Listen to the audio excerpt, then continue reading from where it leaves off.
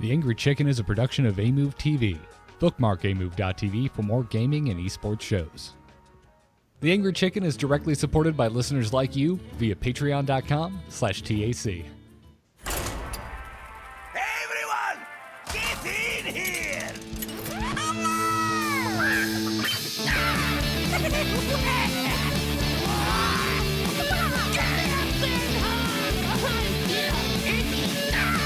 Ready for action! I've got the beast in my sight. A podcast about Hearthstone, Heroes of Warcraft. This is The Angry Chicken.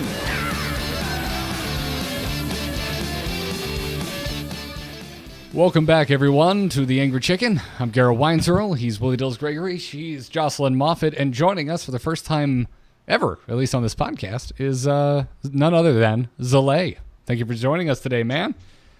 What's up? It's good to be here. I was watching via distance through, I guess, Twitter, as Dills tweeted at you, and you were like, "Yeah, let's do this," and I was like, "Oh, sweet, Zalae's coming on, yes." Yeah, this is kind of cool. I've heard about you guys for a long time. Put on a great show. Everybody loves it, and yeah, it's kind of nice that I got invited. I'm flattered, you know. Compliments are the best. So I was actually at DreamHack recently, and I think that was kind of what put you to the forefront of my mind was watching live at the actual the Hearthstone tournament, and your match with Amnesiac is one of the most memorable ones in a long time. For one very specific game, and we're going to talk a lot about that.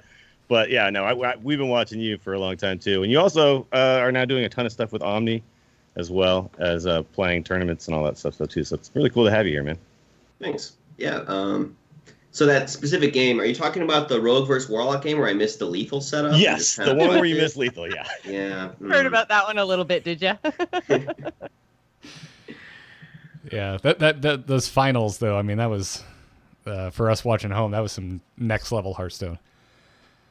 It was some really confusing Hearthstone for me because it was kind of a new format. There wasn't that much time to prepare for DreamHack Austin, right? Like the nerfs came relatively shortly before it. And so, like, all the decks that I submitted to play in that tournament, I hadn't really played that much. Like, a couple of them I had played kind of a lot, like the Priest, that's why I brought it. But that Token Druid, I was mainly bringing it because stats said it was good, and my friends said it was good, and I was like, well, I'm going to need to bring 4 decks, and I've only really practiced, like, 2. So I was just kind of winging it with that one. And the Token Druid Mirror is a bit of a tricky one to wing it. You know, my friends were telling me different things, you know, play UI because it's a powerful card, or don't play UI because you're playing for fatigue. And so I was just kind of trying to figure it out as I went. And it was really, it was an experience. Yeah, I mean, watching. Yeah, actually, I want to dig deep into that one. So let's do the other stuff first, because I do want to talk to you about some of the things that happened in that game. Yeah, so I mean, for those listening who, you know, may not know you, or, you know, like, even I'm not too familiar with, like, your history just as a person, Zalae. Like, Why would you be? What were you? Yeah, I don't know you in real life. Hearthstone needs like a TMZ, you know? We just like Does know it? about these Does people. it? Well, not like the one that we have now, but, you know, just somewhere where people are talking about who these people are. Gotcha. You know? Well, besides just their tournament results, which you can find also very rarely, weirdly. Well, they could tune into this right now when we ask Zalae. So, I mean, what were you doing before Hearthstone? What led up to this? Before Hearthstone, I was playing Magic, which is a very similar kind of game. Before that, I was playing World of Warcraft. Before that, I was playing chess. Before that, I was a small child. So I've always been a gamer. I always loved competing. Just one thing to the next to the next. How young were you when you started playing chess? I started with tournament chess when I was 10 years old because my best friend moved away. I spent all my time hanging with him. It was very sad, and my parents were like, this kid needs something to do. And so they got me into chess tournaments. I love chess, so, you know, it worked. That's rad. That's a young age to start competing in something like that. Seems like to me. Was it common? Were there a lot of other kids your age? I mean, there were some other 10-year-olds, and, you know, we all sucked. It's hard to play chess, especially when you're 10. Your brain's not that developed. But see, chess, I think one thing about it is that you can memorize openings and things, right? So you can kind of get taught and trained in something like that, and then you go, okay, yeah, I do this, and then that, and then this, and that, and he does that, and we all kind of know once you get to a certain level, like what the next move is supposed to be, right? Well, you can do that in it's a really Hearthstone, good game. Gonna play Manowar on 1. Sure. Yeah. I always know Manowar turn 1. I should pass my opener. That's your turn 2. Kieran Tor on 3 with the secret from the Arcanologist. But imagine if you were playing chess and you didn't draw your rook. Oh man, what are you gonna do now? You know? Yeah, that'd be confusing. I don't know. That's the good thing with chess, right? You always top deck your pawn on the first turn. You're good to go. Sure. E4. Let's go. I do think that's really interesting. That's got to be really interesting to learn that kind of strategy that young, and then apply it to things like card games later on, because it is very, there is a linear strategy, but then you have to adjust, right, as the game goes along. For sure. There's a lot of learning over the years and adapting, and I definitely got some really good habits from my chess years. Things like I got kind of fat when I was like a little teenager, and my chess coaches were like encouraging me to get in shape. That's like a thing. Like, the top tier chess players all get, nagged by their coaches and teammates or whatever that they should be, don't smoke so much, don't drink so much, go for a run, get in shape, because you need to take care of your body in order to get your mind to perform optimally. I think that was something Amnesiac was talking about as well at DreamHack, just like the lifestyle changes that he made that have really helped him compete a lot more. And I think that's something a lot of gamers specifically kind of forget about. Is that, you can't just, as much as you want to sit and play for 14 hours a day, like, you got to get up and eat well and get outside and do all that other, like, balance stuff. I mean, if you want to be good. Yeah. Yeah, I mean, that's why I got that pull-up bar back there. I was like, it's fine. It's hard to find time to fit in a workout sometimes because, I'm busy playing games. So sometimes during my stream, I just get up and do some pull-ups, mix it in there. It's an easy thing to forget, especially with any type of hobby that requires, doesn't require, but where you usually end up sitting for many hours on end. Yeah. When you saw Hearthstone and you were playing Magic, did you just kind of know that you were going to move that direction, or did you play and then it just at some point hit you and you made the transition? I think I kind of knew I was going to play it because I've always been a Blizzard fanboy. I've played like all the Blizzard games, I've played Warcraft 1 and StarCraft 1 and Diablo 1 and all the way through to today, right? So whenever Blizzard comes out with something, I get kind of excited. I kind of have to play it, like, a lot. But for me, Hearthstone was on the back burner at first. Like, I wasn't big into Hearthstone at first because I was, busy playing Magic, like I said. And I was trying to grind out a living doing that. And let me tell you, Magic is a very bad way to earn a living. Like, you got to hustle, right? And I was, like, trying my best. And I was making maybe $5 an hour. I could pay my rent, and that was about it. So, I was just doing Magic for a living with the mindset of this is something that's engaging and interesting to me, and I'm gonna work hard. I'm smart. I'll keep my eye open for opportunity, and I'll figure it out. And Hearthstone was that opportunity where things started to kind of my life's more together now. So that's interesting because I didn't know how deep you were into the Magic scene. I don't follow it. Like Kibler, obviously, a lot of people just know who he is because he's one of those guys who kind of goes beyond just the inner Magic circles. But yeah, I didn't realize you were actually trying to make a living at it. Yeah, I wasn't like well known. I was a Magic Online grinder. Okay. I played it as Zwischenzug, not as Zalae. And I was starting to get like a little bit known. Like I won a Player of the Year thing, like right around the time that Hearthstone was coming out. And like I played a couple pro tours, and then as soon as I fell off the pro tour and Magic Online came out with a new client that was, I think it was V3, that was like pretty upsettingly bad to me, I was like, all right, Hearthstone, new opportunity, let's go do that. What was the transition like going from grinding Magic for a living to becoming a professional Hearthstone player? Right. Well, it was scary because I went from making at least a little bit of money, enough to get by, to just kind of like living off of savings, off of the mindset of like, look, I'm good at Magic. Hearthstone's the same thing. I'm going to get good at it. We're going to figure this out, right? I was like, if I can make it playing Magic, I can make it playing Hearthstone. So I just stopped doing anything that made me any money and started playing Hearthstone all the time, trying as hard as I could to win all the time. And, I started streaming a little bit. Initially, I was Zwischenzug on Twitch, actually. But then, like, I ended up being in some tournament, and, the streamers were calling me Zalae because that happened to be my name in game. And I was like, well, I guess I need to make a new Twitch account because people know me as Zalae, not Zwischenzug now. So I had to like rebrand and go through all of that. But, I did it and it worked out. I think the hard thing there has to be that there's no previous experience. Like you can't look at somebody and be like, this is how they got from A to B. Like Hearthstone was brand new and nobody really knew what a career in Hearthstone would look like at that time.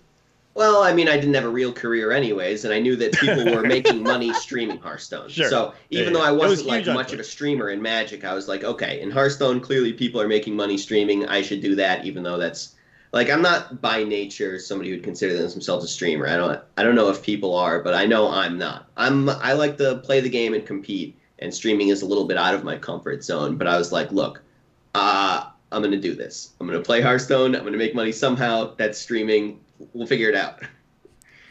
So I did it, and it worked out. And it's definitely not a career path I would recommend for anyone, especially now.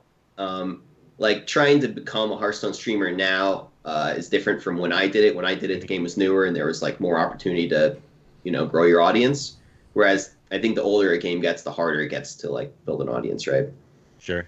It's difficult to it was break weird in. because like back then it was people had in their stream titles like Grandmaster Hearthstone player, but I didn't really understand. And also Arena was like the thing when it kind of first hit. But I think where I was like, okay, is there going to be a tournament scene? Is like, what's the ladder was just this mess of a thing that they were still trying to figure out. And of course, I'm talking like beta and stuff.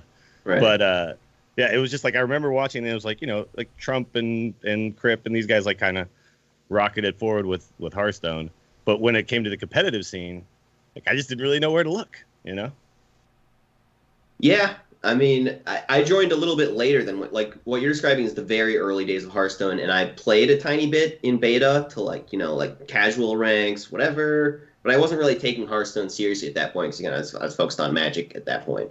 So by the time I started getting into competitive Hearthstone, there were like open tournaments that I could play in, and so I had some success in those. I think my like big break tournament was like ESL Legendary Series Season 1. I made it to like 3rd place. I think Chalky beat me. Ah, Chalky. Yeah. Chalky was beating everyone in the early days. He beat me the first time I ever got to a finals in an open tournament too. I remember that. Like I was so excited to get to the finals, and then I'm like, oh, who's this Chalky kid? All right, and then he just destroys me. And then, it's cut to 6 months later. He's destroying everybody. Well, none of us need to worry about that anymore. He's working with Blizzard. No. He still plays ladder on his lunch break and beats people up. Gets top 10 legend. Well, let's move back to DreamHack because we started talking about it and we wanted to get to know you first, but let's get back into it. So that first final game, that Token Druid matchup. I mean, did you know what was like? Were you burning cards intentionally? Was that the plan? Yeah. Did you see that finish line coming? Is that the way that it played out? No. I didn't have. This was not all some master plan. I had some sense of what was going on, and I was trying to figure out at any moment what was important. And burning cards, when I burned a card, it was deliberate. But at the start of the turn, I had no idea I was going to burn a card. I was just looking at my hand, and I was like, all right, there's 10 cards here, and I do not want to play any of them. Like, man, it's bad to play this card and all of the other cards as well. And eventually it occurred to me, what if I burn a card? And I looked at what was in my deck, and I was like, that stuff sucks. Well, the only card I could see you playing was Branching Paths, but that card did seem important as well, too. Because it's a card you can give your minions +1/+1, So yeah, +1 attack twice. You're gonna want to do that. Sure. With Spreading Plague, right? That seems extremely important. I ended up using both of my Branching Paths before the end game, but only after Amnesiac did. Like I think I was patient with my Branching Paths. I was like, all right, if you use your Branching Paths, then I'm willing to use mine, but not before then. Yeah. When you look back at the game in general, oh my god, that whole entire game, I was just like, it was like rope turn after rope turn, and the amount of time it took to make all those decisions. Oh. We were both missing our flights home at the time, by the way. We were going into game one. Sidonia tweeted and was like, Zalae's not playing. Like, he has to catch a flight in 30 minutes. Yeah.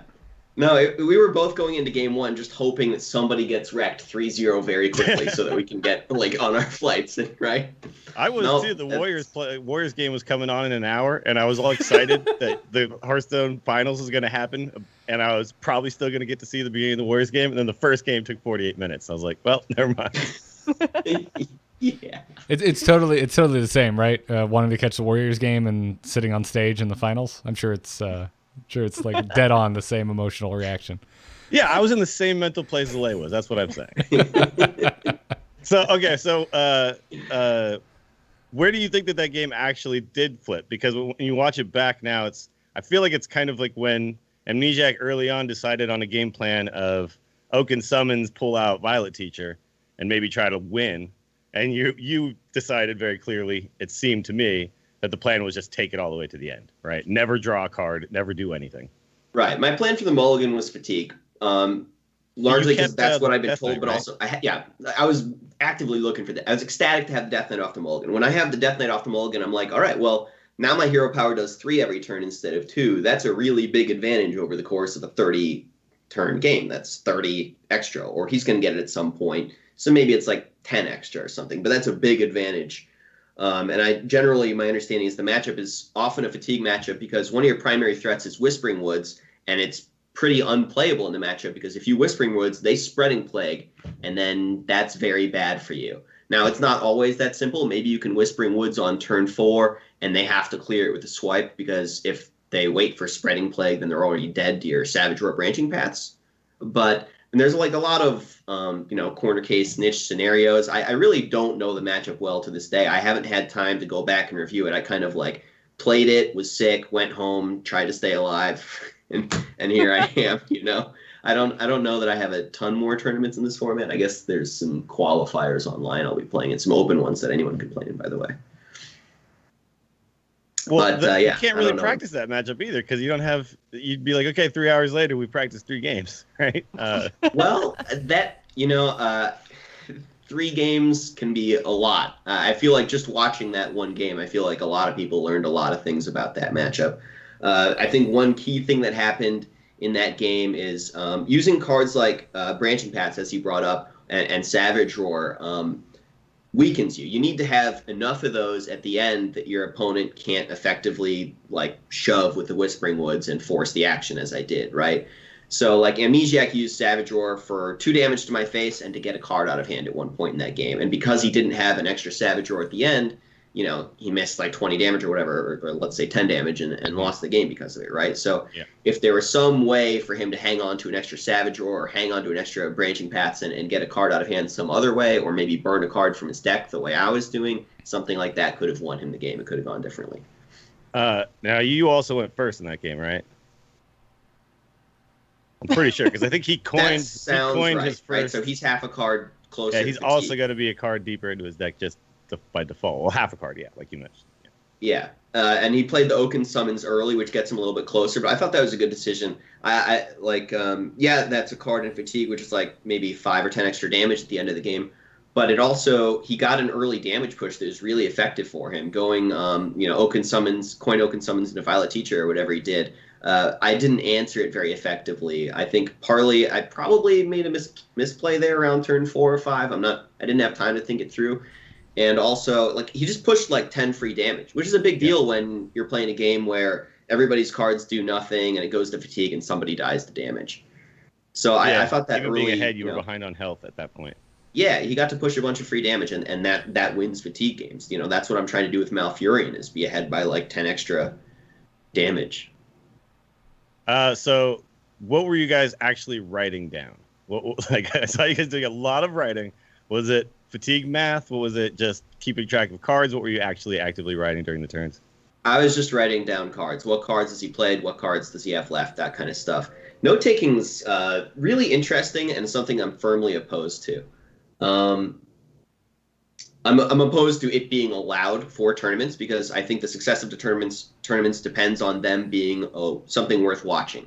And I think if you can watch a tournament where people are taking notes and a tournament where people aren't taking notes, you're going to watch the one where they aren't taking notes. Nobody wants to watch me take notes, right? That's a bad viewing experience. So that's why I'm against notes. But yeah, I was just writing down what cards he was playing, what cards I was playing, what cards we have left, trying to figure it all out. And the way you take notes actually varies a lot from one matchup to another. So in the Druid Mirror, from the very beginning, I'm taking notes with the mindset of I'm taking notes so that I know in the end game what's left, what cards does he have available, what do I need to play around, what do I not need to play around. Whereas in an aggro mirror, I'm not writing down every card. I might write down certain key cards like the removal cards or something like that. The AoE cards. I'm with you. Yeah, you probably don't rope every single turn if you're not writing as many notes. Yes. Well, there'd still be a lot of roping that game. Sure. Neither of us has a ton of experience, and it's super complicated and wacky. It's not ABC Curbstone. I play my 1-drop on 1. It's like, so I have to get a card out of my hand here, and they're all bad to play. That's very confusing. That doesn't come up a lot. I mean, if we had played this matchup another 10 times, sure, we could play the game quickly, but I don't know. We're figuring it out on the spot. Yeah. There's actually a good question coming out of chat room right now. What do you think about, do you think it would be a better viewing experience for people if the players were allowed to have deck tracker, or do you think it would be better to just have nobody writing, nobody tracking, nothing, just play from your head? I definitely think the casters should have deck tracker, which doesn't answer your question. But should the players have deck tracker? Personally, I'd be in favor of it because it makes the tournament experience more similar to your at-home ladder experience, and I think that's generally a good thing. I think the argument against deck trackers in tournaments is whatever about skill or whatever, and I think that without deck tracker, you're like supposed to be staring at your opponent's hand the entire time to track, where that card is. And oh, he kept that card since the mulligan. I'm going to have to watch his hand very closely during his turn, every turn of the game. And I think that's kind of stupid and not fun. So I'm against it. Yeah, I'm with you. That is. Maybe you could turn off like the certain aspects of it, but I like the little thing that tells you that this card happened on this turn, right? I don't know. Differentiating the cards is nice. I wouldn't be opposed to them just adding that into the game itself as opposed to have to use a third-party application. Absolutely. God, make our lives easier, right? That's what we want. We want to play Hearthstone. We don't want to stare at the opponent's, top of the screen the whole time. I remember before the deck tracker, when I think it was you, Dills, that brought it up for the first time, probably in our first 40 episodes. We were just like, no, man, you gotta keep your eye on their hand. There's knowledge to be gleaned there. You need to know what cards have been being held on to. And I was like, are you sure? I mean, I know you can't shuffle like you can in Magic, but. And I remember totally we had a whole argument about whether we should be allowed to shuffle our hands. And I was like, yeah you could shuffle your hand, but don't shuffle it on my screen, right? Like I want to see where the cards are. Mm-hmm. I would still like to shuffle my hand. Sure, yeah. I'm all for you putting the hand in any order you like. I just want to still see it the way that it came, the way they came. The way it showed up. That's how I play Magic. That's how I want to play Hearthstone, but it's not that important. So Zalae, after DreamHack Austin, I think it was Lorinda tweeted that you had almost an 80% match win rate at tour stops this year, which is just absolutely insane. So how does that feel, like knowing that going into future tournaments? Do you feel more pressure to perform, or is it just kind of like, yeah, I'm awesome, confidence? I mean, some of both, right? I'm definitely high rolling. Like I'm not that good. Nobody is. It's impossible. But it's a combination of things, right? Like part of it is, I'm putting a decent amount of work into preparing and playing well and bringing good decks and stuff. Like I had Divine Spirit Priest, which I think has recently, now that people are actually trying it out on ladder, they're realizing, hey, that's actually a good deck. They're getting like top 10 legend and stuff, number 1 legend maybe. Part of it is getting lucky, playing well, all those things. Your question was, does it put pressure on you or does it make feel good? Well, both. I feel pressure that I want to keep it going because, hey, this is good for me. I want people to think I'm better than I am, right? But it also does just feel good. Like, my girlfriend already thinks my ego's too big, and she's not wrong. So it hurts in that it helps. It's mostly good. I'm happy. I like it. All right. All right, let's shift and let's talk a little bit about Hearthstone right now, the meta. So we're kind of in a spot now that I think a lot of people have touted as being like maybe the most skill-based it's been in a long time, because if you look at the top meta decks, well, we're obviously not seeing Patches and Yogg anymore for rotation reasons. But a card like Keleseth is actually not very heavily it's not influencing a lot of games anymore. It's not. Once Spiteful Druid kind of moved out, it was really the last. Spiteful Druid and Priest were really like the last ones playing a ton of Keleseth, right? So, do you think we are at kind of the most, like, have we achieved skill-based Hearthstone nirvana right now as far as this current metagame is concerned? I think the current metagame is great, and it is pretty skill testing. Now, I want to say two things. One, I don't think more skill testing is always better. I think whatever's the most fun for the most people makes the most entertaining game is better, which is not necessarily the most skill testing thing. And the 2, I forget because I'm kind of sick and old. I don't know what's going on right now. Well, I think your first point is super valid. Like the days of Yogg were clearly fun for a lot of people, and people talk about now that it's in Wild that they want the nerf reverted because they just want to be able to play that card again. So Yeah, I think you're definitely sure. onto something. I think there's still some stupid high rolling stuff going on. People like Kelliseth, I think, is in the optimal version of Shutterwalk Shaman. Ramping into Oakheart is some pretty stupid high roll stuff. I'm really not man, Oakheart's a dumb one. And you know what? Q Block, it got nerfed, but it's still a good deck, and it still plays Skull of the Minari, and that's still a stupid high roll, just like Kelliseth and Oakheart. So, I mean, there's still some of that stuff, but I think the metagame's great because there's a pretty good amount of balance, a lot of diversity, a lot of longer games where decisions matter and that sort of thing. So I do think it's a pretty good metagame if you're a good player, and it's also a fun metagame if you're playing for fun, just because there's a lot of stuff you can do that's pretty cool and effective. Shutterwalk's pretty cool and effective. It's one of my favorites.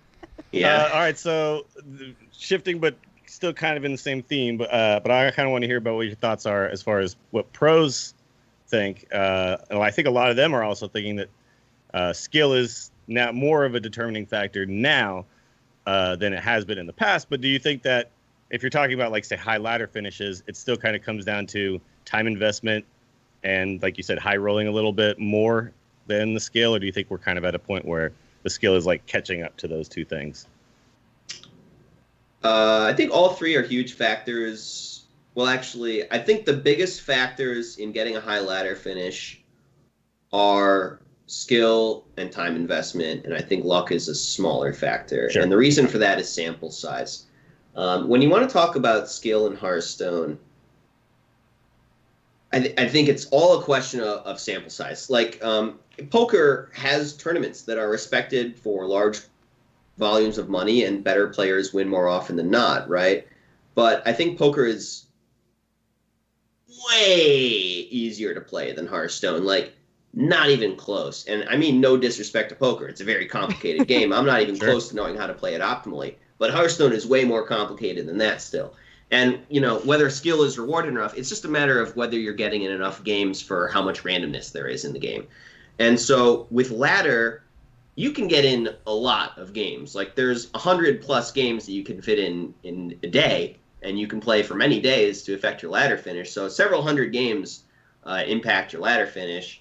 So, I mean, while luck does play a role, I think it's a smaller role in ladder as compared to tournaments. I think tournaments, luck is a much bigger factor. It's a lot easier to get knocked out of a tournament because, you get unlucky 2 rounds and dead. But if I get unlucky for 6 games in ladder like I would in a tournament, it doesn't knock me out of the ladder finish. I just keep going until I get there. So Sure. If you're a talented enough player and you put in the hours, I think you're going to get there.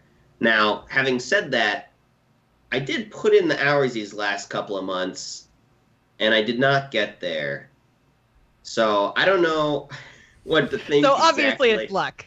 Yeah, so it's got to be No. RNG. So I'm feeling kind of bad about myself as a player, frankly, because my understanding of things is I probably should have done it if I were playing better. Well, there's also deck choice and things like that, I'm sure. But that's part of being a good player. Picking good decks is part of being a good player. And I think I'm messing up somewhere. I don't know where it is. I'm kind of having, some internal crisis. How do I resolve Glad we're this having this talk then. Less travel. That's what I've come to as There a you go. solution. I've been traveling a lot at the end of the months lately, and that makes it harder. This is simultaneously helping and not helping me because I'm having a severe issue with climbing ladder as well right now. And I was like, oh, cool, Zalae's coming on. I'm going to pick his brain. And while it's humanizing to hear that you are having the same issue, I'm like, oh, damn it! If Zalae doesn't have the answers, who does? It's tough. Yeah. And you talked a little bit about like how choosing good decks is part of being a good player. Do you think that we've actually found have we solved this meta? Have we found all the competitive decks, or do you think that there's still some little hidden gem that we haven't refined properly yet? There's 100% refining to be done, and there's probably some hidden gems to be found because I think at DreamHack Austin I revealed, Combo Priest. Nobody that was on nobody's radar. It got banned 0 times, and it swept, I think, at least 4 people over the course of that tournament for me. And since then, it's been doing well on ladder.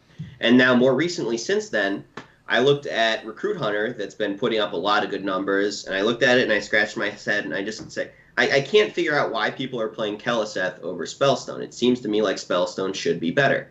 And nobody's given me a satisfactory reason for that. So I've been playing Recruit Hunter with Spellstone, and guess what? I've been winning a lot, like way too much. Like I've been half-assed on ladder, and like just win like 10 games in a row. And like, what?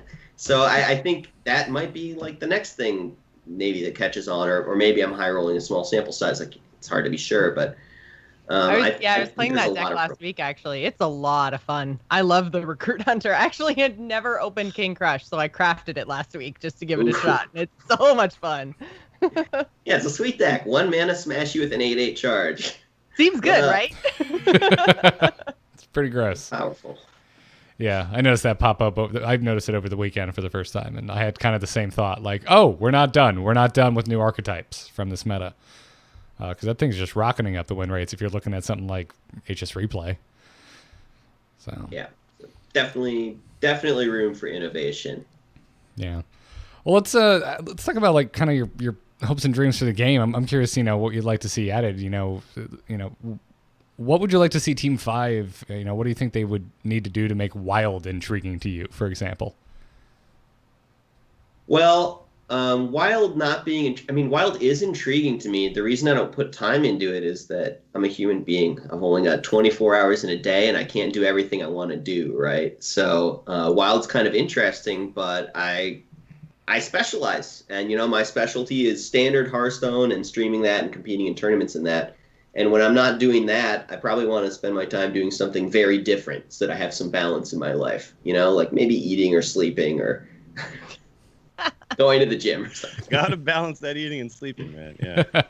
Well, I just once I'm done playing standard Hearthstone, it's not like, all right, let's go play some Wild Hearthstone. Sure. And it's not like I'm going to stop playing standard Hearthstone to play Wild Hearthstone because, hey, I like money. It's my job. What there would you you go. do So if there was like an HCT version of Wild, would that be something that you would think, oh, I might be a better specialist in that? Or is it just that you prefer standard? Yeah, if there were incentives for me to play Wild like there are for me to play standard, I would do more of it. They sort of did that. They had an incentivized Wild tournament, and for one thing, it wasn't a lot of money for the level of like time and competition there was. Yeah. But it was enough to get me interested, so I signed up for it. And then as it approached, I realized it conflicted with an HCT tournament, and I was like, what the heck are they doing here? They're scheduling their Wild tournament with an HCT event on the same day, so I have to choose one, and obviously I'm choosing the one that gives HCT points because that's my job. Okay. And then I didn't play Wild, so... Also, that was when Chalky decided to prove a point, essentially, and just put Naga Sea Witch in every single deck. Yeah. It was like, I think I would have been doing a similar thing. I was like, this Naga Sea Witch stuff seems pretty good. All right, so to follow that up real quick, I'm curious. Yeah. Like, do you think, like, in a world where there are enough incentives, do you think there's enough space in the competitive scene of Hearthstone to break out from just standard, to add Wild, maybe like Pie in the Sky, God knows, maybe arena competition at some point? Ultimately what you need for there to be some kind of competitive system is demand for it, particularly from viewers, right? If people aren't excited about playing it and doing it and watching it, then it's not going to be a real competitive thing with money behind it. So, for competitive Wild to take off, we would need to see a huge increase in the interest in Wild. And, if you can figure out how to do that, you're a genius, and I'm all for it. Kind of a chicken egg situation, right? Like, you need the interest to get the money, and you need the money to get the interest. Yeah. Another thing you need for interest is novelty. Ultimately, Hearthstone's a game. Games are about fun, and what's fun is new stuff, not stuff you've done before. There's some fun to be had doing stuff you've done before, but not as much fun as doing new stuff. So that's just kind of inherently working against it. Like, you get the nostalgia factor, you do it once, that's cool. I'm actually playing in a tournament. Is today Tuesday? Yeah, tomorrow. every Wednesday there's this History of Hearthstone tournament that I'm playing in, and that's I don't know if you guys are probably following that. Yeah, the Tempo thing. Yeah, so that's kind of like Wild, and so I've been learning a little bit about Wild from that. Just earlier today, I was preparing my decks for tomorrow, and I was looking at old Wild decks, and I was scratching my head and going, this doesn't seem right to me. I'm just going to trust my instincts on my own deck building over net decking this older thing that has decisions I don't agree with about various cards. I think that's a very fair point, is that when new cards come out, there needs to be some really awesome interaction with some of the older cards that ends up creating a new archetype, and we're not really there yet, right? I love that. I mean, that does happen from time to time. Sometimes, yeah. Like there's a Shutterblock Wild deck. The token stuff, and then recently, Gen and Baku maybe revitalizes some old Inspire cards, stuff like that. So there's definitely some. I love that you brought that up. I think it's really cool when they do that. I love when new cards revitalize old cards. I love that. Like Raid Leader sees competitive standard play because of Baku. I thought that's awesome. My new Wild deck right now is a Reno Shutterwalk deck, and that is super fun. Oh yeah, Reno is. I mean, it's got to be a blessing and a curse in Wild, but like when just first dipping into Wild, I feel like it's super cool. Like I love wish I could play Reno Kazakus in that deck. But yeah.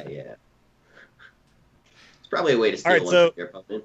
So let's just say that Standard is not the ideal Hearthstone format. Do you have some idea of what, like coming from Magic has a million formats, right? Mm-hmm. What would you, if you could just like this is the format I want Hearthstone to follow? Like, is it Standard, or is there something like that you feel like is missing that would be really cool if it was in there that would get you juiced even more? You know what would get me juiced? You know what would make the ideal format is more frequent changes. Specifically, I think things should change every time the ladder resets. If the ladder resets, on the first of every month, which I think makes a lot of sense, it makes it easier for people to track, then I think there should also be a balance patch on the first of every month where they introduce 2 new cards and they nerf 2 cards and they buff 1 card, and I think that would be sweet. Just some tweaks so that every month with every new ladder is a slightly different metagame and new puzzles to solve and things to figure out. I think novelty is what makes things fun. Having stuff to think about is what's great. And what makes Hearthstone get boring and old and lame is when it's the same thing over and over and over again, month after month.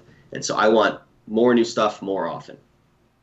I like the So would you like to see them take like the big expansions and take like little subsets of cards and release them over the months instead of just like 130 something cards every 3 or 4 months?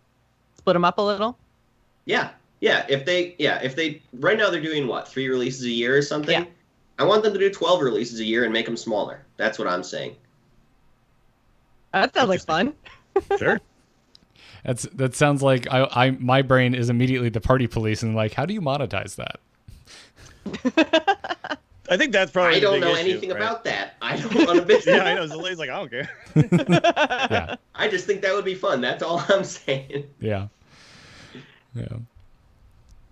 I mean, I don't know. You hype up every set release. You have a set release that's small at the start of every month, and you try and sell packs every month instead of every 3 months. It's clear they have extra cards because we're just seeing this arena thing right now. It's like these kind of strike me as cards. Bonus cards.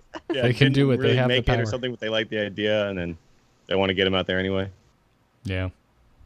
Imagine if every month at the start of the month they release a small set of new cards. They sell you the packs or adventure or whatever of that. At the end of the month, they've got the big tournament for the month, and then you do the next month. It'd be sweet. It would be so confusing for players, though, if they had to learn 12 packs a year. That would just, suddenly we couldn't even keep up with 9 deck slots. They can't do a full release every month. It has to be like a smaller amount of new content available more frequently. Yeah. Because it is kind of, for me, it's kind of overwhelming when new expansion comes out. There's so much new stuff. Yeah. And I really can't process it all as fast as it comes out. That's actually part of why. I thought that was just us. I'm glad to hear a pro player say that too. I was thinking about it when the most recent expansion came out. I was just playing Q-Block on day 1, and everyone hated me for it. And I was like, you know what? I don't care. I'm going to do what I want to do. And I think part of why I wanted to play Q-Block on day 1 is that everyone's playing new decks, and that's so confusing for me trying to figure out what the heck my opponent is doing. So when I'm trying to figure out what my opponent's doing and what I'm doing at the same time, like I don't know my deck and I don't know their deck, it's kind of an information overload. I get a little bit confused. It's kind of upsetting. And I feel more comfortable. It's like, okay, I know how to play Q-Block. and I'm going to focus on what the heck my opponent's trying to do over there, and we'll learn things that way. And then once I got a little bit more familiar with what other people are doing, then I started, exploring the new decks a little more. So Day 1 of the expansion is always really fun, but I always end up at the end of the day going, man, I really only tried like 3 ideas today, and I had 20 at the start of the day. You just don't have time for all that. Well, 3 is a lot. I'm lucky if I can get through 1 idea in a day. I played Recruit Hunter on stream yesterday, and the end of it I was like, this is probably good, but I'm sure there's more stuff I could change, and there's like a lot more for me to learn about it, I think. Yeah, there's so much freedom, it can be paralyzing. Yes, and I think that's kind of what Hearthstone is trying to do compared to Magic. Magic has a bajillion formats, and it can be kind of paralyzing because it's too much freedom, like you just said, right? Whereas when it's just standard and, Wild, if you want to play with old cards, it's a lot easier to handle. Yeah, it's been a while since we've gotten the kind of off-topic emails from folks who are like, hey, you guys also dabble in Magic. How do I get into that? And my answer is always pick one format and just dive in. Whatever sounds most interesting, go. Don't try and understand all of the formats before you make your decision, because you're never going to play a game otherwise. I tell people, play Commander, and that's the only thing you should play. I tell people play Block Constructed or Pauper. That was always my answer. I don't know what that's like these days, but as a grind, that was my answer. Just Limited. That's all I ever play is Limited also, Magic. Take all the money in your bank and pretend it's not there anymore. It won't be. And then you start playing it, and you're not pretending; it's just gone. Anyway, Joss, I know you were trying to move on to our next question that's in the notes. Yeah, I was like, I don't know Magic well enough to make a good segue here, but overall, now that we've, not quite figured out the meta, but now that we're pretty far into this expansion, is there one class out of all of them that you feel needs a little bit more love? No. Pretty happy with the balance right now? They're actually all pretty good. Before DreamHack Austin, I think people were saying Priest was the class that needed love, and I was like, no, Comma Priest, you can kill people with it and they die. And so I think they're all actually... I don't know what the worst class is right now. I don't think there's like a tier of dumpster classes that I wouldn't touch. I think if I'm going into a tournament, I can seriously consider all 9 classes. Is there anything that you feel like should be reined in a little bit more? Warlock. Warlock? Yeah, you know what? If you want to hit Q-Block over the head with a stick, I'm comfortable with that. I feel like Skull of the Minari is really a card that deserves a nerf. I'm starting to wonder if maybe Recruit Hunter is a little bit OP. Like maybe something in there is going to need a little touch, but it's probably tolerable, right? We'll see. We'll see what happens as the deck gets refined over the coming weeks. Yeah. Yeah, Warlock has made me so numb to any other potential offenders, because I'm looking at Recruit Hunter like, man, this is rough. But also, we've had Warlock cheating out 3/9s that poop out a bunch of 1/3s with taunt for half a year now. So maybe give Recruit Hunter a little time. Yeah. Yeah, and then I think Taunt Druid also seems a little bit spooky, but there's things you can do. You can always tech in and Tink Master, try and mess with their Witching Hour that way. They refrive a 1/1 instead of their Aeternux. I think one of the big things is that mages and shamans aren't really playing Hex and Polymorph the way that maybe they should be, and so they're not that worried, right? Well, Big Spell Mage is definitely... No, every shaman is playing Hex, right? Well, sure, but shaman's not... you're not seeing top tier, right? Yeah. Shaman's... Okay. We're not playing shamans. People bring it to tournaments. They're seriously trying to win. I was watching Sifka's stream. He's playing in top 10 Legend the entire stream, and he played shaman more than once or twice. Now people told him, "Hey, you should stop skewing that. You're losing." But but he's trying. It's a great way to climb. Yeah, and he's doing okay. He's winning some games with it. I also think though that too, it's like people always talk to me about stuff like that, like, oh, but this counters it. I'm like, well, yeah, every deck's gonna have something that counters it. Like, it doesn't mean that this deck is now just unplayable. Like, it's sometimes I'm gonna lose because I queue into my counter. It's fine. That's the great mindset. Totally agree with you. Yeah, it's how many ands follow that statement. This counters it, and this counters it, and that counters it. That's when you start getting concerned. When we talk about a card and we're like, you can't play that. Someone could hex it. And you're like, of course. Someone can do anything against any card you play. Exactly. Yeah. So, okay, I have this argument with my friends who, I have a few friends who play all the card games, but it seems like a lot of people kind of like choose one, and then they say this one's superior and this one's the best, and oh, you're playing baby Magic over there. And I always tell them, like, you're missing out on all of the strategy because you're dismissing it, like, out of hand before you even understand, like, how it exists, right? Like, I think combat in Hearthstone is really interesting because of the fact that damage sticks and you choose where the damage goes rather than this whole stalemate that sometimes gets broken because a certain card is played that you see in Magic. Where do you think the major differences in strategy are? And do you think that maybe Hearthstone is potentially more strategic than Magic, or do you think it's actually less, like people claim? I know there's a lot in there, but basically differences between the two games. Like, I like Hearthstone better than Magic. Now, to be completely blunt and honest, the main reason why is it makes me way more money, and I like that stuff. But that aside, I think there are many valid reasons, other than me personally making money, that Hearthstone is, I think, objectively a better game than Magic in many ways. Now, there's pros on both sides. Magic also has some advantages. But let me talk about what I like better about Hearthstone than Magic. Number one, the land system. Both games have big elements of randomness to let worse players win against better players sometimes, and that's a good thing. It makes it so that I can play against somebody who's not at the same skill level and still have an enjoyable time, and somebody wins and somebody loses, who knows who. It's boring if it's always, Magnus Carlsen beats everyone all the time. But I like the randomness of Hearthstone, where it's like Piloted Shredder, Babbling Book generating a random card. I think that's a lot more fun than I didn't draw enough lands, I drew too many lands. So I think the randomness of Hearthstone is done better in a more fun way. I think the land system in Magic yeah, you end up with a lot of non-games, right? I think that's yes. There's non-games in every game, but the non-games in Hearthstone, I think, are often more gamey or like more interesting. Non-games are definitely something you want to avoid. Another thing I really like about Hearthstone is the 30-card decks. Part of it is the feel of every card you put in your deck feels a little bit more significant, but more importantly, it's that it makes fatigue more of a thing. Hearthstone has way better and way more fatigue-style games than Magic did. Magic, every game was like not going to fatigue unless you're milling them. Yeah. And in Magic, very often you'll be playing two sort of control-y or sometimes even mid-rangey decks. Like game one of the finals, me versus Amnesiac, perfect example. If that were a Magic game, that game's not going to fatigue. Everyone's playing their Ultimate Infestation on 10, and somebody's going to get murdered. But because it was a Hearthstone game, and we only have 30 cards in our deck instead of 60, it actually goes to fatigue, and it becomes way more strategic, and I have to, deliberately overdraw a card and stuff like that. So I thought that game actually was a sweet example of what I like about Hearthstone over Magic. Yeah, I'm with you. I just think that it's funny because the strategy is kind of glossed over. And I think every game has its merits as being good or bad or whatever. But when people start talking about better or worse, I'm just like, it's not really a conversation anybody needs to have. It's just different, right? Well, I think that's a valid point. They definitely both have advantages. Yeah.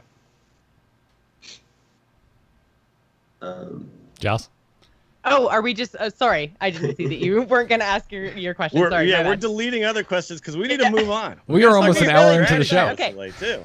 One more very, very quick question, and I'm really interested about this because it's a brand new thing this year in Season 2, is the whole idea of Hearthstone Teams. So you obviously are part of OmniSlash, so can you tell us a little bit about what that's been like, and has the team initiative by Blizzard actually been helpful to you, or do you think that they can do some more? Has the team initiative been helpful? Yes. Do I think that they can do more? Also, yes. They haven't done, I don't think Blizzard has actually posted, updated standings of, how the teams rank against each other. And that's extremely important. Yeah. However, other fan sites have. I can't remember the name of it, but I found it on Twitter. Somebody tweeted it, and I, followed them and maybe retweeted it, of just, updated standings of where all the teams are at in terms of point. I think Fade to Karma is in number 1 right now, so good job to them. Congratulations. That's pretty cool. I think teams are awesome and wonderful and great. It adds, for me, a level of hype to tournaments. The finals of me versus Amnesiac at DreamHack wasn't just me versus Amnesiac. It was also OmniSlash versus Tempo Storm. It affects team standings. And, they beat us there, but Ike beat their next best finisher by far. So, neener, suck at Tempo Storm. But I think teams are really cool, and it's a great idea. And for me, one of the most enjoyable experiences I've ever had in my life is being on a team of like-minded, passionate people who are working super hard to achieve a common goal. And that was in World of Warcraft, actually. And it was a really unimportant goal. But it was cool to us, and it was a lot of fun. And, I'm hoping that Hearthstone... Gear is not unimportant, man. You're talking purples? Yeah, we need those purples. Oh, yeah. Okay. No, you know what? You're right. I apologize. But yeah, I think team stuff is some of the most fun stuff you can do in life. I think Hearthstone is more fun with a friend than by yourself. And I think Hearthstone supporting teams officially is a great move, and I hope they put more effort into it in the future. They need to have updated standings that everyone can see on their website somewhere. Very obvious. Yeah, because I think that all they've done so far is basically just post a list of who all the official teams are, but I don't think that we have official Blizzard standings from anybody yet, which, I completely agree with you. I think that, the whole idea of teams is great because it creates a little bit more like a drama and a little bit more of a storyline going tournament to tournament, and you have like a few people to root for instead of just one. And it's really interesting to see, like you mentioned, Tempo versus Omni and those kind of dynamics that you can't have without teams. So I like what they've done as well, but I feel like they've dropped the ball a little bit. Right? Yeah, there's something missing there. I want to open my paper every morning and read the, where the current standings are, right? Like I do with baseball and stuff. It could be in the launcher, right? Sure. Yes. Oh, yes. Team Pay2 Karma, number 1. Team Omni / number 7, slacking. Yeah, I know the... Better step it up. You're at 80%, not good enough. Where's your 85? Yeah. Let's go. There's a lot of talk over on Heroes side of things that the eSports portal for Heroes of the Storm is getting a big revamp sometime soon. So maybe, hopefully, the Hearthstone eSports portal will get a revamp and we'll see things like team standings. Do they do things that way? I always thought that Blizzard managed different games differently, and what they did with one was not like a well, that's why I said hope. Okay. Yeah, optimism. Woo! Optimism. Yeah, I mean, there is a trend line of progress with Hearthstone. I do think generally they're making things better. They did add the team thing, and then I'm confident that they will add a leaderboard. I have to believe that they will. It's just like, when? How about now, please? Yeah, exactly. Like I was not arguing that it's worse by any means. It's definitely an upward trajectory. But well, awesome. Zalae, you're going to hang out for the show, so we don't need to do an outro right now, but we're going to move into news. But before we do that, we have a sponsor to thank on today's episode. Away Luggage is sponsoring us once again, and you can find their offerings over at awaytravel.com/TAC.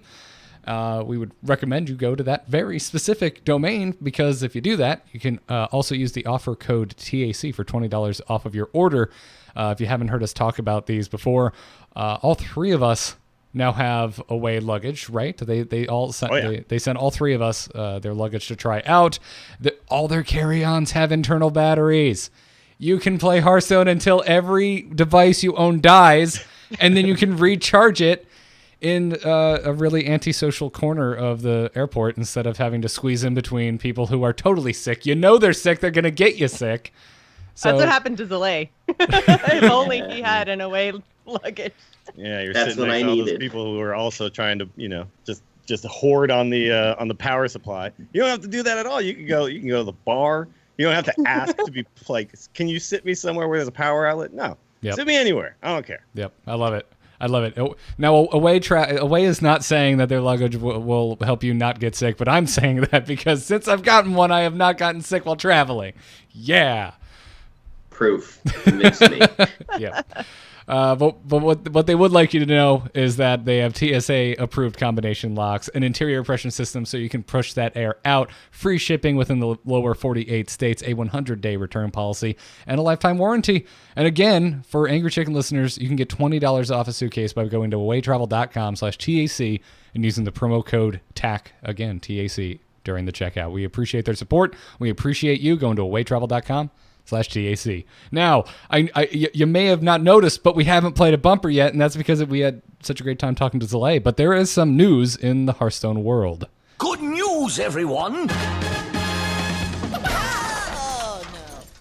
First up, we just want to make sure all our listeners out there remember to log in tomorrow, because you'll get a free golden pack, and you don't want to miss out on those, especially if you're like me and you got your golden pack and you purposely sat on it forever because you thought you'd only get one, and then you accidentally opened it at the beginning of Witchwood, but you got a golden Deathwing, so you didn't feel too bad. It's a very, very specific scenario. Yeah, Garrett. that's What are you talking about? Everyone I've talked to has had that exact same experience. I'm sure Zalae, you did the same thing, right? You were sitting on it. I was sitting on my one pack and oops, golden Deathwing. All right. And then I dusted it because I hate golden cards. You hate golden cards. Wait, what? Okay, Yeah. I gotta get Just gotta get those other cards. Jocelyn's about to come fight you. I'm out. The first thing I do when I copy a deck code and then and let me just take these golden cards out and replace them with normal cards. You're killing me, man. They're so shiny. They're so shiny. That's what I don't like about them. They're so shiny. They're so shiny. Were you like You this know way? what golden cards are terrible for, though, by the way? I do want to point this out. If you have an older device, like an older iPad, and you're trying to play and your deck has a bunch of golden cards in it, it will crash your device. Because those animations, man, they cannot be handled by that thing. I switched specifically to like my Asia and EU servers on my iPad because it slows everything down because of the gold cards on my main account. Little known fact. And you guys call me the 1%. That's totally Dills. Too many I finally have my cards first to take all gold out. deck, by the way. Just Dill's doubling down on the finally Hearthstone playing 1%. with a golden coin, and wouldn't you know it, it's a Wild and Burgley Test Greymane deck. Of course it does. Wow, that's... So how did you feel about that? I guess you guys probably talked about it. You know, I was kind of sad at first, like, my Test Grand, I'm not even gonna get the full refund. Speaking of. Yeah. Actually, we did talk about it, but we haven't had a chance to talk about the reversion yet. So after the uproar from, it seemed like everyone, but at the very least Kibler and Disguised Toast about the Test Greymane change, they announced that they were going to revert it, and I believe it was reverted this past Friday, correct? Yes. Cool. Mm-hmm. Yeah, so Tess is working like she always has. I was actually pulling for them not to revert it and to give us a full dust refund because I have a golden Test Greymane. But she's so fun. I do like this, and I think, you know, Yogg was a competitive card. I get why they had to make the change. Tess is not proven to be a competitive card, so why take the fun factor out? No, I agree. Yeah, if I'm taking my own greed out of it, I'm not sure why they needed to do that. So I understand the consistency argument, but they don't all need to be consistent. Shutterwalk and Tess and Yogg, they all work so differently. Yogg was they can be changed slightly different. that way specifically for balance. So I think that's fine. I think it's okay if it's on a per card basis, as long as we know about it. As long as they don't just like willy-nilly. Yeah, and don't change it it right before an HCT event either, please. That patch was really weird. It did not make a lot of sense. Yep. Yeah, it was extremely odd. Also, when they reverted Greymane, Test Greymane, they changed Shutterwalk's battle cry limit. They increased it, so it's now up to 30. Well, it's consistent with everything else, right? That has a limit. Correct. So there's some consistency there. They also said that ultimately they only want to give out dust refunds if a card has, quote, a decrease in their overall power level for balance purposes, which... I think the for balance purposes is the thing there. They want to be able to make back-end changes when they feel appropriate as far as consistency, but only if they are deciding to nerf a card because it's too powerful that they want to give dust. It makes sense to me. I'm fine with Well, that. and I think, but that's like them actually saying that is what makes the test change so odd, because it really was a thing that changed the way she played and changed her balance, especially since they made a point when they introduced the card to specifically say that she didn't work like Yogg. So this was a huge change for them. So I understand the argument that they want it, like if they're saying we're nerfing a card, this is a change that we're making, that's a dust refund. But I feel like Tess qualifies for that. But they didn't if they change hadn't it revert their to change. nerf her. It did nerf her, but that wasn't It did, the yeah, reason but why it they did nerf her. I think the point that Jocelyn But it did is nerf, saying is exactly. that your intention is irrelevant. I think that's the point she's trying to Sure. make. I didn't intend to shoot you. I just did. I'm sorry. Well, I'm still bleeding Well, then, out, I mean, they Bills. could just change all the cards and be like, well, it's not for balance purposes. Evil laugh. Like, come on. And then no one ever gets any dust anymore. Because that wasn't their intention, air quotes, eye roll. Right. Yeah, that one fell kind of flat for me too. But and then they all within that same this ended up being a post on the official forums. Within that same post that was addressing the Test Greymane whatnot, they also addressed HCT Soul and said, "Hey, yeah, okay, we hear you. We're gonna let anyone who brought Quest Druid resubmit their deck." And apparently, it affected 15 players. That's how many people brought Quest Druid. Holy Yeah. crap. 15's a lot. Yeah. For such a fringe deck, right? They probably weren't expecting anywhere near that, and that's why they kind of did it. They were like, "Oh, we could do this; and it won't affect anything." Nope, it really mattered. Mm-hmm. It was pretty not okay. Like that got me very upset as a competitive player that they were like, "Oh, you already submitted your decks and you're playing this card, and now we're going to nerf your card after you've already submitted it, and also you can't change your decks."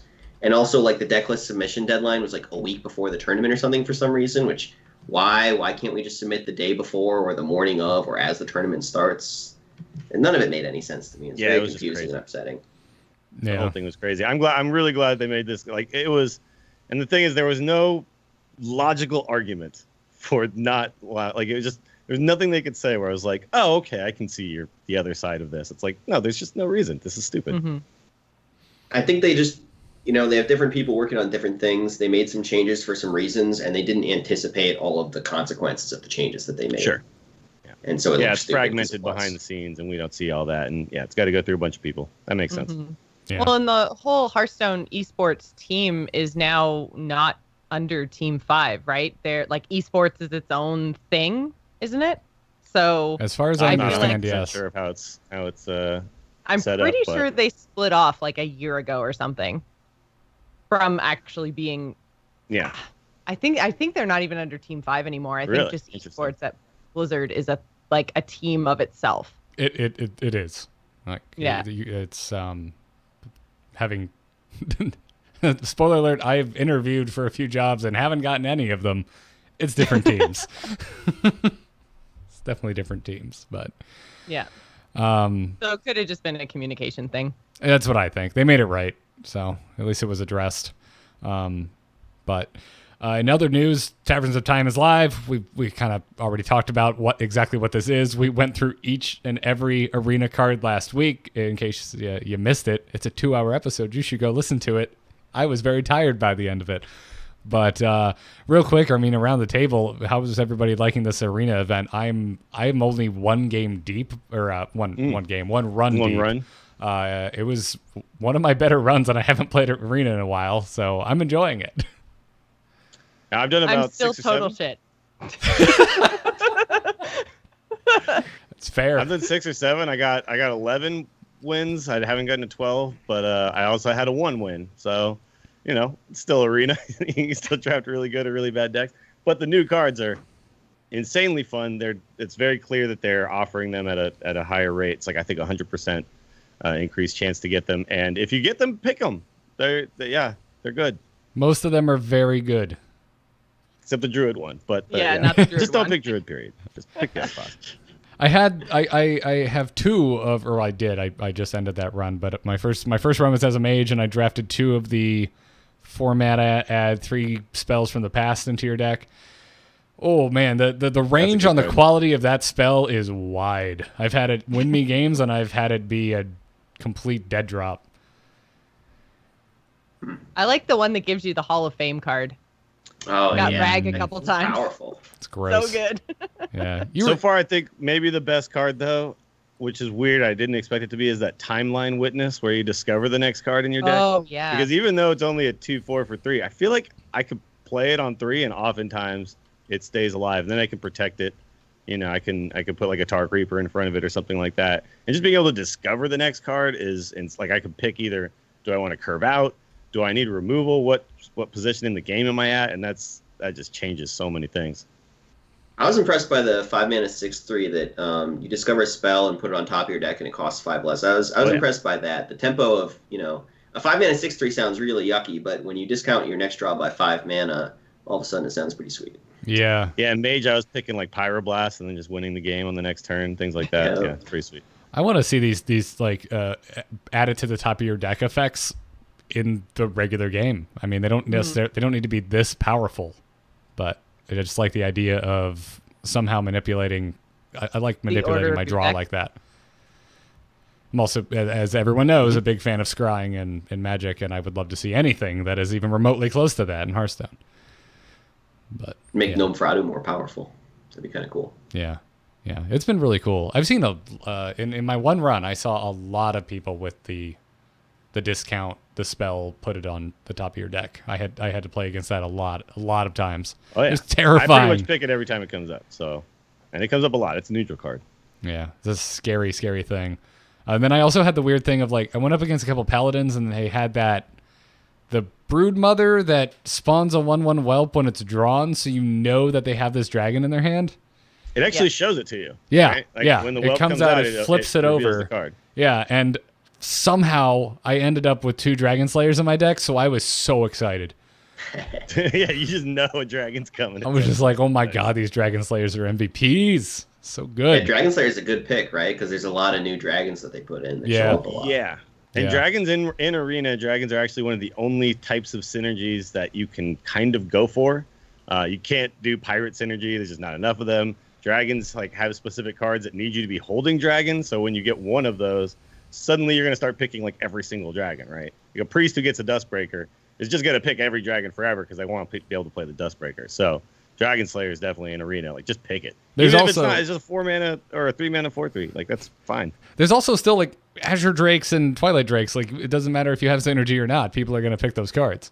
Well, not Azure Drake, but Twilight Drake, yes. Azure Drake. You can get it off of the 5 mana 5/5. Yeah. Get it. I've seen 2 Azure Drakes in my one run so far. Yeah, because I got it off of the Hall of Fame Wildlands guy. Adventure. Yeah. One of them died to a Dragon Slayer. Nice. Yeah, love that card. So, so far I'm very, very much enjoying it. And Dills, you're going to be doing an Arena special after we wrap up today. That's going to go on the feed later this week.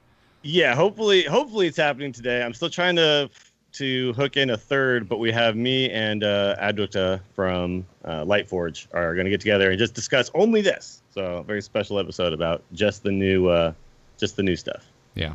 So keep an eye out on the Angry Chicken feed for that. It'll be going up sometime after 267 hits the feed.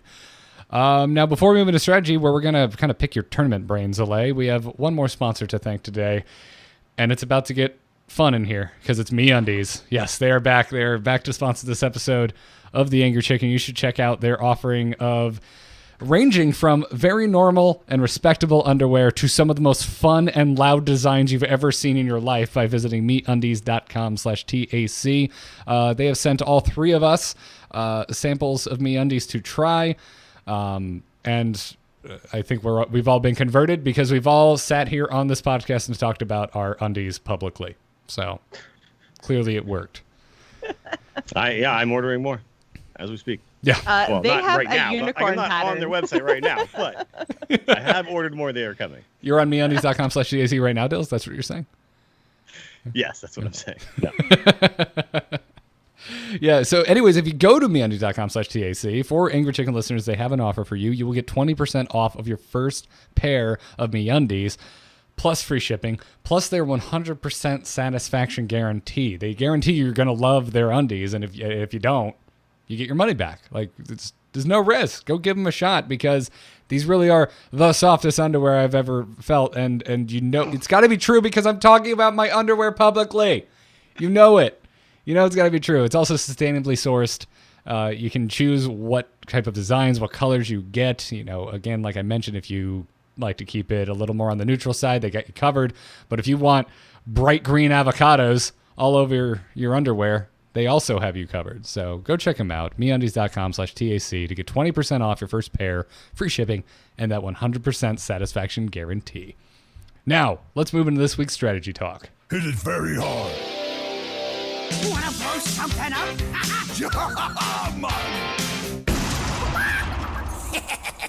Time to pay. So Zalae, you're here. We've already, I feel like, used your brain, but we might as well talk to you about what it's like playing in tournaments and what kind of prep you do going into it. So I'd like to kick it off with choosing and testing a lineup. How do you go about figuring out what you're going to bring and then testing your selection? Well, that's a very personal process. I mean, it kind of matters on who you are and what you're doing. Hey, we just talked about our underwear, so I feel like you can tell us a little bit about your personal process. It's not that I don't want to talk about it. I'm just saying it's different for everybody a little bit. Not just different for everybody also, but different for every tournament. So, for instance, for the Trinity Series Land Finals, it was a brand new metagame that nobody had played with the cards yet or anything. Like, we had like 2 days with the cards before the finals or something. And so in that case, I was like, there's huge advantages to be gained by preparing for this super hard. And so I, kind of took time off of streaming and stuff in order to really focus on my tournament prep and, do stuff off stream. Because it was worth it for that particular tournament, because there was a lot of money and a big skill gap that could be leveraged. But for a lot of tournaments, it's kind of like, well, we've been playing this tournament metagame for a while, and, I'm just going to go check Vicious Syndicate, and I'm going to go check HS Replay, and I'll see what they say is good, and I'll play, what they say is good, or something that beats what they say is good. And that's kind of like the short and simple way to do it, is check what other people are checking and play what other people are playing, or something that beats that. Yeah, figure out your favored and unfavored matchups. Yeah, I mean, it tells you all that. And, step one for a tournament is always, what are my opponents doing? And I focus more on that in smaller tournaments with less people. Like if it's an 8-man tournament, I'll really prepare for individual opponents. But if it's a 200-man tournament, it's more like, okay, generally people think this, and this is the gist of what the metagame might look like. And then I'll try and figure out a plan to beat that. Is it kind of like going into ladder and just trying to get a positive win rate, but you're playing with multiple decks and maybe you have bans?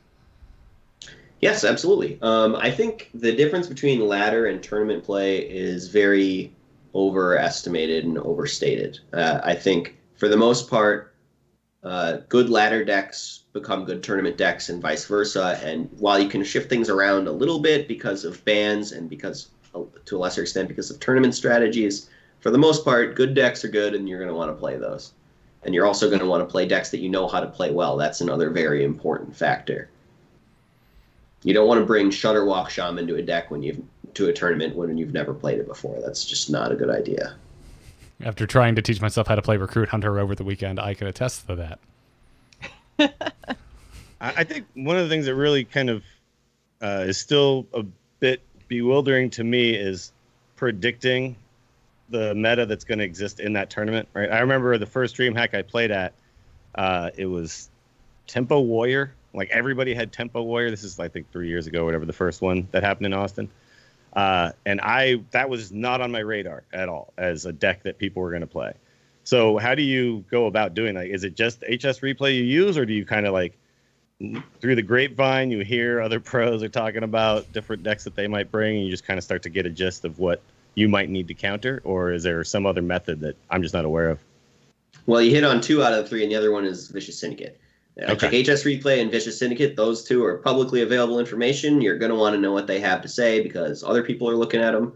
And so even if you don't agree with what they think, you need to be aware of what they think, because a lot of people are relying on it. It's a quick and dirty source of a lot of information, and we need that. Not everybody has, even people who do have time to play the game 10 hours a day, still lean on Vicious Syndicate and HS Replay for things that they haven't, studied in particular. There's too many matchups to know everything very well.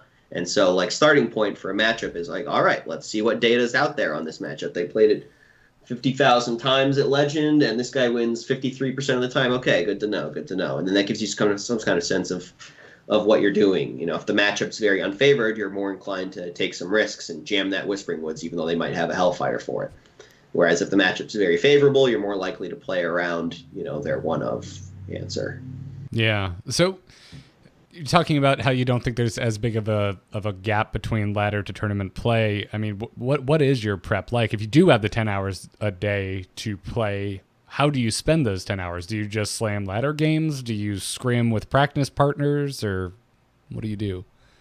I mean, if your only goal is to optimize your win rate in that tournament, then yeah, you play with practice partners off stream. But for me personally, practice, while it does help me to get better, it improves, it's also costly in terms of time. And so I often kind of try to balance my desire to, be a streamer who's employed and makes money with my desire to prepare for the tournament. And so I'll kind of try and stream decks that I might bring to the tournament. If I have some hidden tech, maybe I won't reveal it on stream, or maybe I won't talk about it on stream. Doesn't that mean that your opponents would get some more information about exactly what you're going to be playing?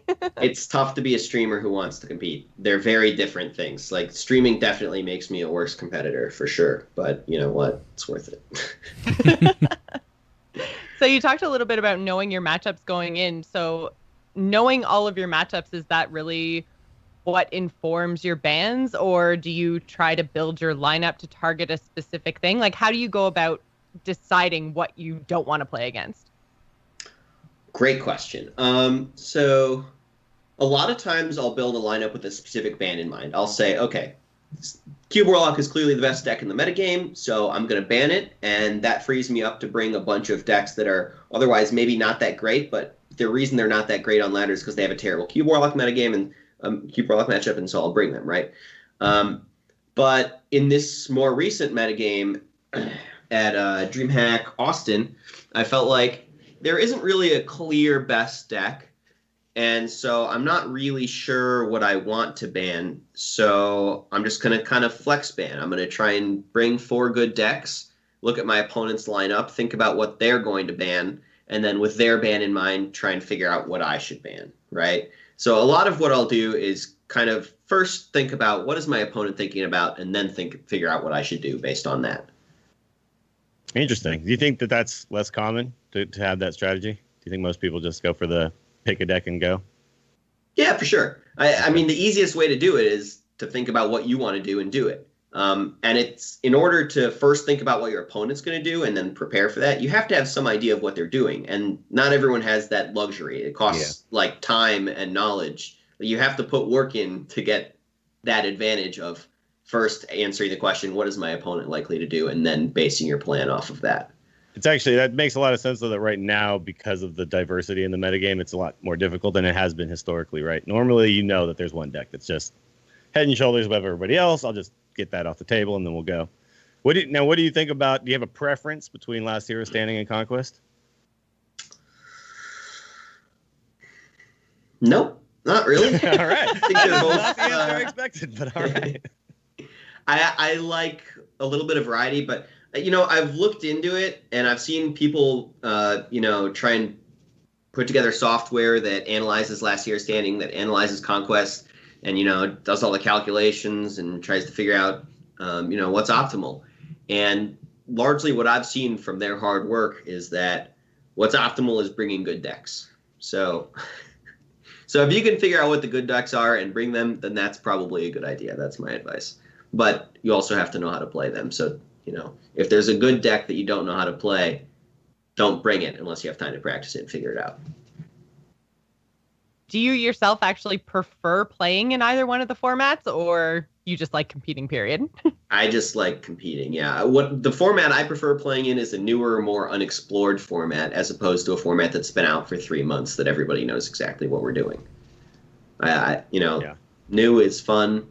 There's a bigger room I can get a bigger advantage over the competition, right? If DreamHack Austin were 2 months later, people already know about Divine Spirit Priest, and I don't get to sweep 4 people with it, and I probably don't make it to the finals ever. Yeah, it's interesting. I think more people in general prefer Conquest when you're talking about just those 2 options, because we tried it in the DHL last season, and everybody was like, I want to go back to Conquest. This is too...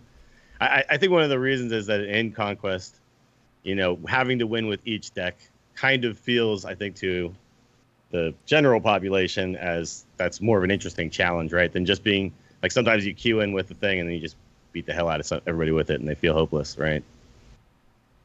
It's interesting. I like watching the counter queuing though in Last Hero Standing. Yes, I do that. I do enjoy that as well. Yeah, queuing like when is you go, more okay, now I have interesting to in Last beat Hero this. Standing. It's more a joke in Conquest.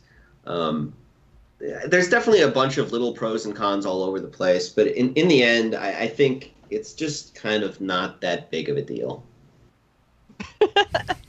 You seem like just delightfully easygoing. I'm curious. Yeah, like, do you super chill about all these things?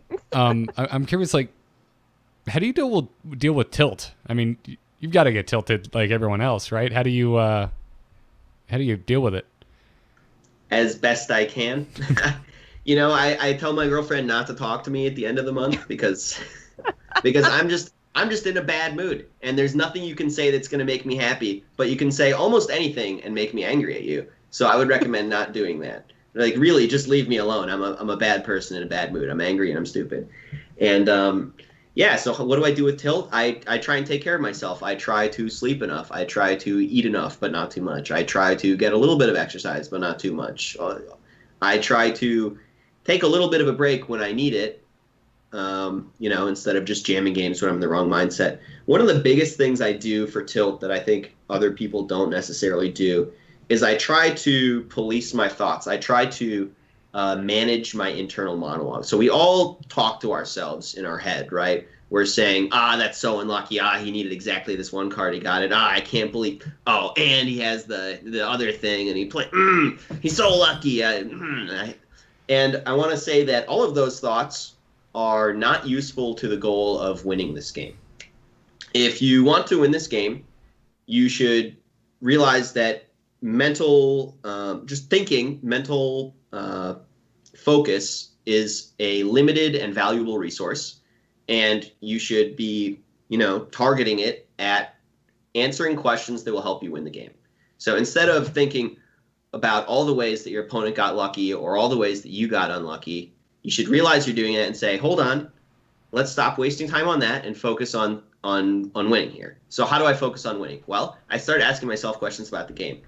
What do I know about his hand? What is my opponent thinking? What does he want to do next turn? What is his win condition? What is my win condition? Who's ahead? How ahead are they? Like, who should be playing to outs and who should be playing to cut out outs? What's important here? That's the big question. At the very beginning, you ask yourself, what's important here? And how do I optimize that? And this being Hearthstone, in most games, what's important is tempo. It's getting ahead on board. So for the most part, that's what you want to do, is figure out every turn, how do I get ahead on board, keeping in mind what my opponent's next turn is likely to be. Some of the really interesting things about Hearthstone to me is the fact that you cannot respond on your opponent's turn actually does add a lot more strategy than I think people think, right? Like, leaving mana open in Magic, sure, that makes a big difference because then the opponent has to play around the amount of mana you have open, all that kind of stuff, right? But the fact that you cannot do that means that each turn you must consider what they're going to do next turn and just do the best possible thing you can do so that the next turn, when they inevitably pull the rope back towards their direction, you're still in a good position the turn after, right? So I just think that's really interesting. And, what you said about the internal monologue thing, a lot of times I think people do get bogged down in that I got unlucky here and not, if I get unlucky, what is my next move? Like, if he does have this particular answer, what's the thing that I will then have to respond to that, right? Rather than just screw it, I guess I got unlucky, I guess I lose. Yeah. I mean, I get trapped in the negative mental thoughts too sometimes, and I just try and do as much as I can to minimize it. Yeah. Yeah, I mean, and I feel like I have the opposite problem. Like, I have the opposite way of thinking. It's like when I feel like when I win a game, I got lucky, and there's no way I'm going to be able to do it again. So it's like, I'm not pissed off when my opponent gets lucky. I feel like when I win, it's not because of what I did. It's because they screwed up or I got super RNG luck. Well, that sounds... No, you kicked his ass. Come on. That sounds like therapy level, clarity. I love it when my opponent messes Garrett up and I just beat told me him. to go get help. No, I'm saying you're already at the clarity. You figured it out. Now that you know that truth, adjust your thinking. By the way, my inner monologue of complaints always begins with "of course." Of course. That's every complaint I have ever had in my own brain begins that way. Well, I've had this mentality for a long time that you can't just sit there and play around everything. Like, sometimes you just need to force them to have it, Mm-hmm. And if they have it, they have it. Like, I made him have it. He had it. Okay, now what? Yeah. That was something I really had to learn coming from Magic. Magic was much more of a patient game. It was a lot less, because of the land system in Magic, you're drawing a lower density of threats and a higher density of lands, right? So Magic was much more focused on value compared to Hearthstone. And it took me a long time and a lot of Firebat yelling at me and Purple yelling at me and whoever else yelling at me like, hey, dummy, no. Quit playing for value. You need tempo. Tempo is what matters here. Get ahead. And so that was a long process, and I still need to be yelled at sometimes. Sure. I think the entire Hearthstone community has come a long way in that sense. I mean, early on, it seemed like everybody thought value was king. And then more and more as we get along, it's like people would just, like, I remember back when Big Game Hunter was a 3-mana 4/2, you would never play it unless you killed a big guy on the other side. And then eventually people were like, well, it's 4 damage. Just gonna put it on the board. Maybe I start hitting him in the face with it, And that's like, it just changed the world. Yeah, it really did. It's a really good it's a great realization to arrive at.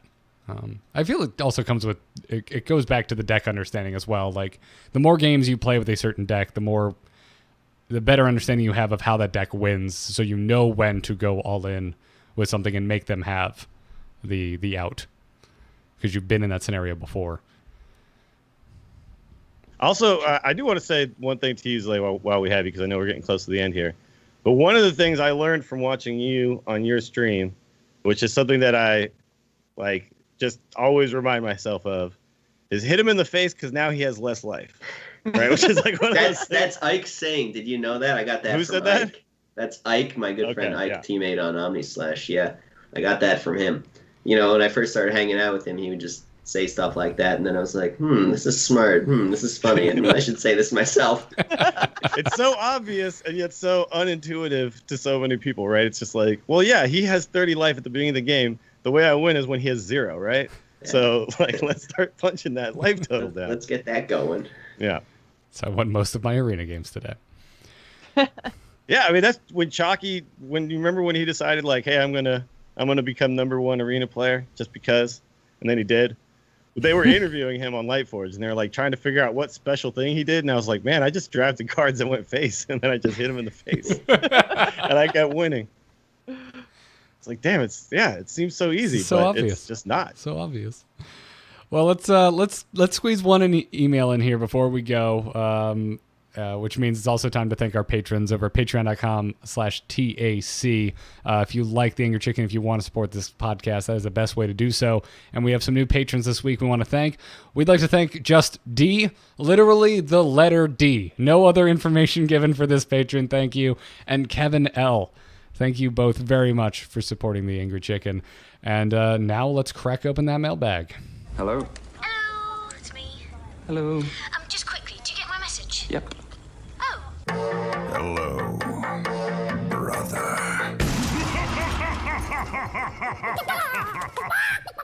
You can send your emails to tacpodcast@gmail.com. We're going to take one today because the show's gone a little longer than we thought, and I'm going to pass it to Dills. This comes from Michael S., who says, hello, rare 1-cost 1/1 beasts that have +5 attack when damaged. All right, so he just went with card text. All right. I've been playing the beta for Magic the Gathering Arena, and I found it to be an enjoyable experience so far. One thing that really struck me is a feature known as wild cards. How they work is you open them in packs, and they have a rarity assigned to them, common through mythic. You can redeem them for any card, or for one card of equal rarity. Any card of equal rarity. How would you feel about seeing a features familiar to this in Hearthstone? Actually, yeah, I've been playing a little bit of the arena too, and it's kind of their crafting system, right? Is that every now and then you just open one of these wild cards, and you can just exchange it for any card you need, right? And it is pretty cool. I'm starting to I do feel like the dust system is getting a little long in the tooth. I also feel like I don't know, man. It's not a big problem. I have all the cards, and I don't really spend that much money to get them at the beginning. To me, I don't really spend that much money to get them at the beginning of each expansion. I spend, I buy about 3. I buy the pre and then maybe 2 more sets of packs and open them all. And it usually gets me all the cards I need.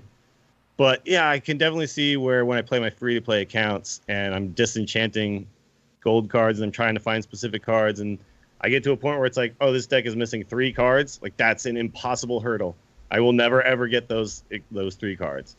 And it can be definitely, a little bit, it makes you sad. You're like, I want to play this deck, and I can't. And I think that the crafting system is definitely getting to be a hindrance rather than a help to getting free-to-play players to spend some money. And I do like this idea. I don't know how they'd implement it, but it's super cool.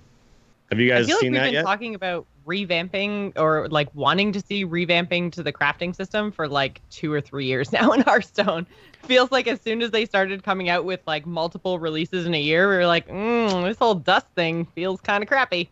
Yeah, it's never enough. It's ramped up more recently. They've also been giving away more free stuff though, so it's like I feel like they're doing just enough for those of us kind of waiting for something new to not completely lose our minds, being like, oh, come on. But yeah, I mean, I this seems like an easy an easy implementation to me. You just one of the 5 cards, you turn it over, and it's just blank with a rarity gem. Go into your collection and cash it in. Something just popped into my head here. We're thinking about what we should. I think the main issue is I think people who've been playing the game for a while can do a reasonable job of keeping up if they really want to. I think the main issue is if you're a new player to Hearthstone, you're starting from 0, it's rough. It's like really rough. What if they just gave a bunch of packs to new players? Like if you start a new Hearthstone account, you start with 50 free packs. Yeah. I think those are the people account, who need it the most are the total new accounts. Well, they had that whole new player thing, right? Which you can buy. It's like 10 packs, and you always get a legendary, and blah blah blah. It's like that kind of stuff is there, but man, it is not enough. Like you're right, it is just not enough to get caught up. And there's lots of ways that they can do things to help. I mean, obviously, as coming from the player side, I'm all for anything. Give me more and more and more, please. And I do understand they have to adjust it. Like one thing about Magic is compared to Hearthstone is this type of crafting that you get in Hearthstone makes no sense in Magic because I need 4 legendaries essentially, right? And Hearthstone's like I just need the one. I need the one copy. So I get why it's like so different, but it also does at this point feel like it's a mountain you can't climb, right? When you start with nothing. And everybody, even at low ranks, is playing meta decks, full meta decks. Like on my free-to-play accounts, I am essentially always at like rank 20, right? Because I don't play them very much. I go over there and I get my quest done, and they're just kind of there. They're just fun little extra things. And even at those super low ranks, it is just all meta decks. And I know how to deal with them, but if you're a new player, you do not. And I could see it just turning you off from the game, right? You don't have any of the cards. I'm playing friggin' Goldshire Footman, and the other guy's chopping like 3 9s that death rattle into 1/3 taunts, right? And I'm just like, what the hell? So, yeah, more help is good, especially for the newer player. Yeah. I wouldn't be against seeing this. I mean, you bring up a good point, Dills, of the, you only need 1 legendary, but even if this, say, capped out at Epic, I mean, Epics are still prohibitive to deck building. Yeah, actually, that's one of the biggest problems is the legendaries are what everyone focuses on, but those Epics are expensive as hell. That's what creeps up on you. Especially since they seem to be making them more and more usable. There was a time when the Epics were like the super fun cards that most of the time didn't see a whole lot of competitive play, but now it seems like more and more decks are making use of, 2, 4, 6 Epics, and it's just like, oh man, that adds up really quickly. Adds up to a legendary pretty quick. Definitely does. Chat room's also pointing out that basically this idea kind of already is in the game, because if you open a golden card, you basically get any, like if you disenchant it, you can make anything of that rarity, but then you lose your golden cards. And I know that like some of us on this show apparently don't keep the golden cards, and some of us love them. Yeah. They're also extremely rare. I'd like to see something like a wild card, especially if it caps out at Epic. Rare. If it caps out at Epic, I'd like to see something like this a little more often than I would see golden cards. But it's an interesting idea. I hadn't really thought about applying that to Hearthstone, but I could see it working. Every card game that comes out now does have the advantage of seeing what Hearthstone has done right and wrong, right? So, like I look at Eternal and their structure where every time I open a pack, I get 100 dust, what their version of dust is. And I was like, man, that would be great if that was in Hearthstone too. Like that would fix a lot of problems. Because I know that if I buy a bunch of packs, I will not only end my pack opening experience with a bunch of new cards, but I will also just have a certain amount of dust that I know I'll be able to use, right? New cards or not. So there's a lot of things they could do. You're just reminding me how excited I am for Artifact, and I really want to play that game. I'm hearing like it looks cool, man, but oh my god, there's so much going on. I'm hearing news through the grapevine. Some people are playing pre-alpha build. I want it. That game looks really cool. But anyways, this is going to wrap up this episode. Again, keep those emails coming. tacpodcast@gmail.com is the address. And that brings us to the end here. Zalae, you're our guest, man. We can't thank you enough for joining us today and sticking out for a 90-plus minute episode. Where can everybody find you? Twitch.tv/ZalaeHS. Catch my live stream sometime. Thanks. Awesome, dude. Also want to thank our patrons one more time, patreon.com/TAC. If you're out there and are wanting to support this here podcast, as well as our producers, thank you, Declan H., Sean C., Johnny S., and LVE. You can find the whole back catalog of this podcast either on amove.tv or youtube.com/amovetv. You can follow the show on Twitter at TAC Podcast. Around the rest of the table before we go, Dills, where can everybody find you? Check me out on Twitch. I'm twitch.tv/WillyDills. Twitter is @WillyDills. Joss? You can find me on Twitter and Twitch. I'm @JossPlays. And since he didn't pimp it, I'm going to pimp it for him. OmniSlash just tweeted out that Zalae put out a new video on how to hit Legend. There's top 5 decks. So if you guys don't follow OmniSlash over on Twitter, you should, and go and check out Zalae's video. Oh, actually, one of those decks is really good. It's the Recruit Hunter I was talking about. I won like 11 games in a row with it. You should definitely look into that one. Awesome. For me, I'm Garrett Art on Twitter. All the podcasts I do are at amove.tv, and I also still do graphic design commissions at nomoonart.com. That's going to wrap it up for this episode. Thank you all for listening. Thanks again to Zalae for joining us. Job's done. Job's done. Job's done. Yes! Oh. There you go. I was going to do it. All right, thanks, guys. That was fun. Thanks again, dude. I had a great time talking to you, dude. That was excellent. You were very good on mic. Thanks. Well, sweet. I have to go like right now though, because apparently I'm doing like 5 million things today. So I gotta like put it together with a Dwakta, try to make sure that's happening. I'm trying to do a 1-900 wrestling episode with Justin too, because we missed yesterday. And this dog is yelling in my ear. So cool. I'm gonna get the show posted, and then I gotta. All right, guys. Peace. Install Mudflash. Bye, guys. Bye, chat. Yeah. That was a long show. I mean, I guess it was like our normal length, but it was longer than I thought it was gonna go.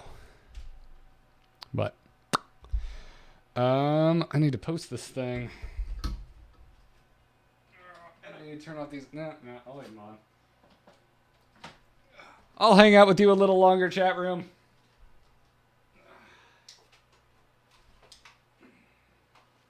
That is, if you want to hang out with me while I edit a show.